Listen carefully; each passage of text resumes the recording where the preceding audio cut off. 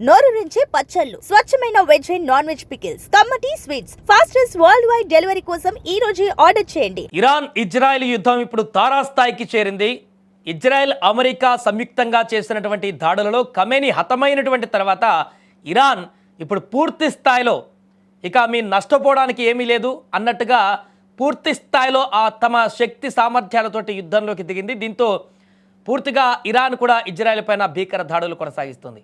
ఈ పరిణామాలన్నింటినీ కూడా ఇతర దేశాలు నిశ్చితంగా గమనిస్తున్నాయి, మిగతా దేశాలన్నీ కూడా.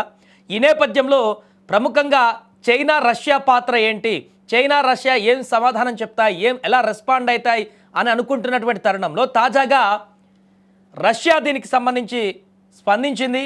ఇరాన్ పైన ఇజ్రాయెల్ అమెరికా చేసినటువంటి దాడులను రష్యా అధ్యక్షుడు పుతిన్ ఘాటుగా స్పందించాడు. ఈ యొక్క ఘటనలపైన ఇప్పటికే ఒకదాని తర్వాత ఒకటి అక్కడ క్షిపణులు, డ్రోన్లతో దాడులు కొనసాగుతున్నాయి. ఇరాన్ పైన జరిపినటువంటి దాడుల్లో సుప్రీం లీడర్ ఖమేనీ కూడా మృతి చెందారు. ఈ విషయాన్ని ఇరాన్ మీడియా కూడా అధికారికంగా ధృవీకరించినటువంటి తర్వాత నెలకొన్న పరిస్థితులు చూసాం. అయితే ఈ దాడుల్లో ఖమేనీ కుమార్తె, మనవడు, కోడలు, అల్లుడు మరణించినట్టుగా వెల్లడైంది. ఇజ్రాయెల్ దాడులు ప్రారంభించినటువంటి కేవలం 30 సెకండ్లలోనే ఇరాన్ సుప్రీం అయతుల్లా అలీ ఖమేనీతో పాటుగా 30 మంది సీనియర్ అధికారులు హతమైనట్టుగా తెలిసింది. ఇక ఖమేనీ మృతిపైన తాజాగా రష్యా తొలిసారిగా స్పందించింది. ఖమేనీ మృతిపైన రష్యా అధ్యక్షుడు పుతిన్ కీలక వ్యాఖ్యలు చేశారు. ఖమేనీ మరణాన్ని పుతిన్ ఒక క్రూరమైనటువంటి హత్యగా అభివర్ణించారు. ఇరాన్ పైన అమెరికా, ఇజ్రాయెల్ జరిపినటువంటి వైమానిక దాడులను ఆయన తీవ్రంగా ఖండించారు. ఖమేనీ హత్య మానవ విలువలు, అంతర్జాతీయ చట్టాలకు విరుద్ధంగా ఉందని కూడా అన్నారు. ఇరాన్ సుప్రీం లీడర్ ఖమేనీని టార్గెట్ చేయడం వల్ల మిడిల్ ఈస్ట్ దేశాలలో భారీ విపత్తులు సంభవించేటువంటి అవకాశం ఉందని కూడా రష్యా అధ్యక్షుడు పుతిన్ చాలా స్పష్టంగా చెప్పడం జరిగింది. ఈ చర్య యుద్ధానికి దారి తీయవచ్చు అంటూ కూడా ఈ సందర్భంగా పుతిన్ హెచ్చరించారు. అంటే మూడవ ప్రపంచ యుద్ధానికి కూడా దారి తీసేటువంటి అవకాశాలు ఉన్నాయన్నటువంటి విధంగా రష్యా అధ్యక్షుడు పుతిన్ వెల్లడించారు. ఈ మేరకు ఇరాన్ ప్రభుత్వానికి, అక్కడి ప్రజలకు కూడా రష్యా అండగా ఉంటుందని కూడా పుతిన్ పేర్కొన్నారు.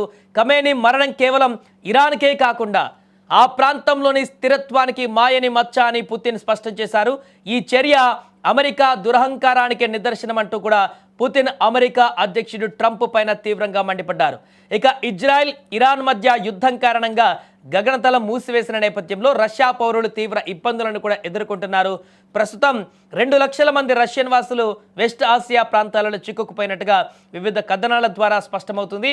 ఇక రష్యాకు ప్రధాన రవాణా కేంద్రంగా ఉన్న యుఏఈలో విమానాశ్రయాలు మూతపడడం వల్ల పర్యాటకులు, ప్రయాణికులు గమ్యస్థానాలకు చేరుకోలేక తీవ్ర ఇబ్బందులు పడుతున్నారు. ఏదేమైనా కూడా ఈ యొక్క ఖమేనీ హత్యకు సంబంధించినటువంటి అంశంలో రష్యా అధ్యక్షుడు పుతిన్ ఇక రంగంలోకి దిగినట్టుగా తెలుస్తుంది. అక్కడ ఉన్నటువంటి ప్రజలకి, ఇరాన్లో ఉన్నటువంటి ప్రజలకి తమ యొక్క మద్దతు ఉంటుంది. ఆ ప్రాంత ప్రజల యొక్క పూర్తిగా వారికి అన్ని సహాయ సహకారాలు అందిస్తామనేటువంటి విధంగా పుతిన్ మాట్లాడినటువంటి సందర్భం చూస్తే ఇక ఇరాన్కి పూర్తి స్థాయిలో రష్యా బ్యాక్ ఎండ్లో నిలవబోతుందా అనేటువంటి ప్రశ్నలు కూడా ఇప్పుడు ఉత్పన్నమవుతున్నాయి.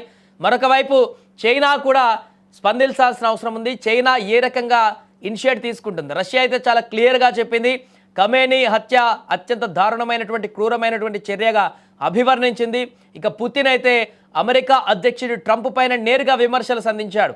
ఇండైరెక్ట్గా ఇలాంటి చర్యలు చాలా తీవ్రమైనటువంటి పరిణామాలకు దారితీస్తాయి, యుద్ధాలకు తీస్తున్నాయి అన్నటువంటి విషయాన్ని కూడా చెప్పారంటే ఇది ఇంకా కొద్ది గంటల్లోనే, కొద్ది రోజుల్లోనే ఇది తీవ్ర స్థాయికి చేరేటువంటి అవకాశాలు ఏమన్నా కనిపిస్తున్నాయి అనేటువంటి ప్రశ్నలు కూడా ఉత్పన్నమవుతున్నాయి.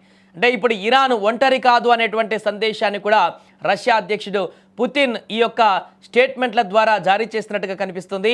ఇరాన్ వెనుక ఖచ్చితంగా రష్యా సపోర్ట్ ఉంటుందనేటువంటి అంశాన్ని కూడా ఈ యొక్క మద్దతు ద్వారా వెల్లడైందనేటువంటి విషయాన్ని కూడా విశ్లేషకులు చెప్తున్నారు. ఏదేమైనా కూడా రష్యా ప్రత్యక్షంగా ఇరాన్కి ఆ యుద్ధంలో పాల్గొనకపోయినా కూడా మోరల్ సపోర్ట్ ఇచ్చేటువంటి అవకాశం చాలా స్పష్టంగా కనిపిస్తుంది. ఇప్పటికే అక్కడ ఉన్నటువంటి ప్రాంత ప్రజలందరికీ కూడా తమ మద్దతు ఉంటుందంటూ కూడా చెప్పడం రష్యా నేరుగా అమెరికా, ఇజ్రాయెల్కి ఒక రకమైనటువంటి హెచ్చరిక జారీ చేసినట్టుగానే చెప్పవచ్చు. ఇజ్రాయెల్, అమెరికా చేసినటువంటి దాడులు, దానివల్ల ఖమేనీ చనిపోవడం అనేది, సుప్రీం లీడర్ చనిపోవడం అనేది ఇది అత్యంత మానవత విలువలను దెబ్బతీసేటువంటి అంశంగా కూడా పేర్కొంటూ తీవ్ర స్థాయిలో ఇప్పుడు రష్యా అధ్యక్షుడు స్పందించినటువంటి తీరైతే రాబోయే రోజుల్లో ఎలాంటి పరిణామాలకు దారి తీయబోతుందా అనేటువంటి ఒక కొత్త చర్చకైతే ఇప్పుడు దారితీసింది.